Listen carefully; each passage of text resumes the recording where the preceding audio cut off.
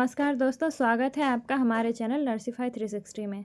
आज के इस वीडियो में हम देखेंगे कि बीटीएससी स्टाफ नर्स की इन हैंड सैलरी कितनी होती है। साथ ही साथ ये भी समझेंगे कि टोटल ग्रॉस सैलरी कितनी होती है, पे लेवल क्या होता है, बेसिक पे कितना होता है, डीए मतलब महंगाई भत्ता कितना मिलता है, एचआरए क्या रहने वाला है और क्या और अलाउंसेस मिलते हैं, फ्यूचर में कितना इंक्रीमेंट होगा और किस बेसिस पे होगा। ये सारी जानकारी इस वीडियो में हम डिटेल में डिस्कस करेंगे। अगर आप हमारे चैनल पर नए हैं तो चैनल को सब्सक्राइब करें और अपने दोस्तों में शेयर करें, क्योंकि हम इस वीडियो में बहुत ही आसान भाषा में और डिटेल में समझने वाले हैं, इसलिए वीडियो में अंत तक बने रहें। तो चलिए शुरू करते हैं। बीटीएससी स्टाफ नर्स एक 7th पे लेवल का जॉब है जिसका ग्रेड पे 4600 होता है। अगर हम बेसिक पे की बात करें तो ये 44,900 होता है। मतलब बीटीएससी स्टाफ नर्स में जो मूल वेतन होता है, मतलब बेसिक सैलरी होती है, वो 44,900 मिलता है, जिसके बाद हमें मिलता है डीए मतलब डियरनेस अलाउंसेस, हिंदी में से महंगाई भत्ता कहते हैं, जो कि मूल वेतन बेसिक सैलरी का 60% होता है। इससे पहले ये 58% था, जिसमें 2% का इंक्रीमेंट किया गया था और अब ये 1 जनवरी 2026 से इफेक्टिव है। मतलब अभी डीए जो है 60% मिलता है, मतलब बेसिक सैलरी का 60% हो जाता है 26,940। अगला जो हमें मिलता है वो है एचआरए, हाउस रेंट अलाउंस। ये डिपेंड करता है कि आपकी पोस्टिंग कहाँ हो रही है। पोस्टिंग सिटीज़ के अकॉर्डिंग ये डिफरेंट होता है। तो इस टेबल से हम ईजिली समझ पाएंगे कि कहाँ पोस्टिंग होने पर हमें कितना एचआरए मिलेगा। इसे 3 कैटेगरी में डिवाइड किया गया है, एक्स, वाई और जेड। एक्स कैटेगरी में आता है दिल्ली, मुंबई जैसे बड़े शहर, क्योंकि हमें पता है कि बीटीएससी स्टाफ नर्स एक स्टेट गवर्नमेंट की जॉब है, तो यहाँ बिहार से बाहर किसी की भी पोस्टिंग नहीं होगी, इसलिए एचआरए 30% किसी को भी यहाँ नहीं मिलने वाला है। दूसरा आता है वाई कैटेगरी, इसमें पटना, बिहार का कैपिटल पटना आता है। जिन लोगों की भी पोस्टिंग पटना में होगी उन लोगों को एचआरए बेसिक पे का 20% मिलने वाला है। बट एक्चुअली एचआरए डिपेंड करता है कि उस शहर में हाउस रेंट क्या है। तो पटना बाकी डिस्ट्रिक्ट के कंपेयर में ज़्यादा कॉस्टली शहर है, इसलिए बाकी डिस्ट्रिक्ट से इसका एचआरए ज़्यादा होता है। तो जिन लोगों की भी पोस्टिंग पटना में होगी उन लोगों को बेसिक पे का 20% एचआरए मिलेगा। इसके बाद आता है जेड कैटेगरी, जिसमें बिहार के बाकी डिस्ट्रिक्ट आते हैं, जैसे अररिया, औरंगाबाद, बक्सर, बेगूसराय, पूर्णिया, ये सब। तो यहाँ जिन लोगों की पोस्टिंग होगी उन लोगों को एचआरए 10% मिलेगा। टोटल बेसिक पे का 10% एचआरए मिलने वाला है। इसके बाद आता है जिन लोगों की posting CHC, sub divisional hospital, यहाँ सब होगी, तो उन लोगों को एचआरए 7.5% मिलेगा। आई होप कि इस टेबल से आप इजीली समझ पाए होंगे कि कहाँ पोस्टिंग होने पर कितना एचआरए मिलेगा। तो जिन लोगों की पोस्टिंग पटना में होगी उन लोगों को 20% एचआरए मिलेगा। तो 44,900 का एचआरए 20% हो जाता है 8,980। तो पटना में जिन लोगों की पोस्टिंग होगी उन लोगों को एचआरए मिलेगा 8,980। अगला मिलता है मेडिकल अलाउंस, ये 1000 होता है। ये सभी लोगों के लिए सेम ही होता है, चाहे आपकी पोस्टिंग कहीं भी हो। इसके बाद होता है अदर अलाउंसेस, जिसमें ticket, travel allowance, dress, nursing allowance, ये सब आते हैं। तो ये हो जाता है 6,600। इसमें थोड़ा डिफरेंट आपको डिफरेंस देखने मिल जाएगा हॉस्पिटल के अकॉर्डिंग।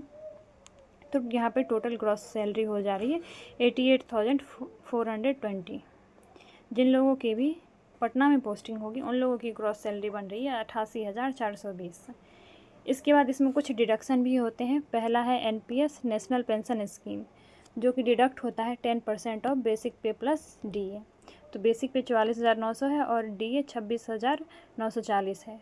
तो टोटल अमाउंट हो जाता है 7,184, 7,184 जो है एनपीएस में डिडक्ट होता है। इसके बाद 30 रुपीज़ जीआईएस में और 2000 इनकम टैक्स में डिडक्ट होता है। तो टोटल डिडक्शन हो जा रहा है यहाँ पे 9,210 और ग्रॉस सैलरी है 88,420। जब हम ग्रॉस सैलरी में से डिडक्शन माइनस कर देते हैं तो इन हैंड सैलरी मिल जाता है। तो यहाँ पे इन हैंड सैलरी हो जाएगा 79,210। जिन लोगों की भी पोस्टिंग पटना में हो रही है उन लोगों को टोटल इन हैंड सैलरी मिलेगा 79,210। आई होप कि आपको ये समझ में आया होगा। अब अगला हम देखेंगे कि जिन लोगों की पोस्टिंग किसी भी डिस्ट्रिक्ट में हो रहा है, मतलब जेड कैटेगरी वाले सिटीज़ में, उन लोगों को कितना HRA मिलेगा और टोटल इन हैंड सैलरी उन लोगों को कितनी होने वाली है। तो यहाँ भी बेसिक पे एज इट इज़ सेम ही रहेगा, 44,900 सबके लिए सेम ही बेसिक पे रहेगा। DA भी सेम होगा 60%, जो कि 26,940 हो रहा है। HRA डिफरेंट हो जाएगा, यहाँ पे HRA 10% मिलेगा टोटल बेसिक पे का, तो 44,900 का 10% हो जा रहा है 4,490। इसके बाद मेडिकल अलाउंस 1,000 और अदर अलाउंस 6,600। तो यहाँ पे टोटल ग्रॉस सैलरी हो जा रहा है 83,930। और सेम यहाँ भी डिडक्शन होता है NPS में 10% ऑफ बेसिक पे प्लस DA, जो कि 7,184, 30 रुपीज़ GIS, इनकम टैक्स 2,000। तो टोटल डिडक्शन यहाँ 9,210 हो जा रहा है। तो ग्रॉस सैलरी में से जब हम डिडक्शन माइनस करते हैं तो इन हैंड सैलरी हो जाता है 74,720। जिन लोगों की भी पोस्टिंग सदर हॉस्पिटल सब में हो रही है किसी डिस्ट्रिक्ट में, तो उनको इन हैंड सैलरी मिलने वाला है 74,720, 74,720 इन हैंड सैलरी होगी। अब इस स्लाइड में देखेंगे हम लोग कि जिन लोगों की posting CHC, PHC, sub divisional hospital में हो रही है, वैसे तो मोस्टली CHC में ही पोस्टिंग होगी, तो उन लोगों को टोटल इन हैंड सैलरी कितना मिलने वाला है। तो एज इट इज़ यहाँ पे बेसिक पे सेम रहता है, बेसिक पे में कोई चेंज आपको देखने नहीं मिलेगा। यहाँ भी आपको बेसिक पे 44,900 मिलेगा। DA में भी कोई चेंज नहीं होगा, DA भी आपको 60% मिलेगा आपके बेसिक पे का, जो कि होता है 26,940 रुपये। अब आपको HRA में यहाँ पे डिफरेंस देखने मिल जाएगा।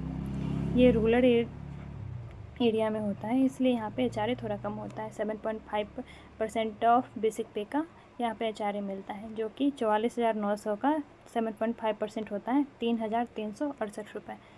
और इसके बाद मेडिकल अलाउंस मिलते हैं as it is 1,000। Other allowance भी मिलते हैं यहाँ पे, जो कि 6,600 होता है। तो टोटल यहाँ पे ग्रॉस सैलरी बन जा रही है 82,808 रुपये। और यहाँ पे डिडक्शन होता है NPS में 7,184 रुपये, 30 रुपये का GIS और 2,000 इनकम टैक्स। तो टोटल डिडक्शन यहाँ हो जा रहा है 9,214 रुपये। और ग्रॉस सैलरी हो जा रही है 82,808 रुपये। तो यहाँ पे इन हैंड सैलरी आपको मिल जाएगी 73,594 रुपये। ग्रॉस सैलरी में से डिडक्शन को माइनस कर देते हैं तो ये हो जा रहा है 73,594 रुपये। अब सवाल ये है कि ये तो हमारी स्टार्टिंग सैलरी है, इसमें आगे क्या इंक्रीमेंट होता है तो कितने दिनों पे होता है और कितना होता है। तो इसका जवाब है हाँ, इसमें कंटिन्यूसली आपको इंक्रीमेंट देखने को मिलेगा। आपको हर साल आपके बेसिक पे में 3% का इंक्रीमेंट देखने मिलता है। और ऑब्वियस सी बात है कि अगर बेसिक पे में इंक्रीमेंट होगा तो DA और HRA में भी आपको इंक्रीमेंट देखने को मिलेगा। इसके बाद DA में भी हर 6 महीने बाद एक रिवीजन होता है कि हर साल देखा जाता है कि महंगाई कितना बढ़ रहा है, उसके हिसाब से DA में भी 2-3% का इंक्रीमेंट देखने मिल जाएगा आपको। तो जिन लोगों को सैलरी का पहले से आइडिया था तो उन लोगों को तो कोई आश्चर्य नहीं हुआ होगा, लेकिन जो लोग नए हैं या जो लोग अभी नर्सिंग फील्ड में आए हैं उसे ये जानकर बहुत ही आश्चर्य और प्राउड फील होगा कि नर्सिंग में सेवा के साथ साथ हम एक बहुत अच्छी अर्निंग कर सकते हैं।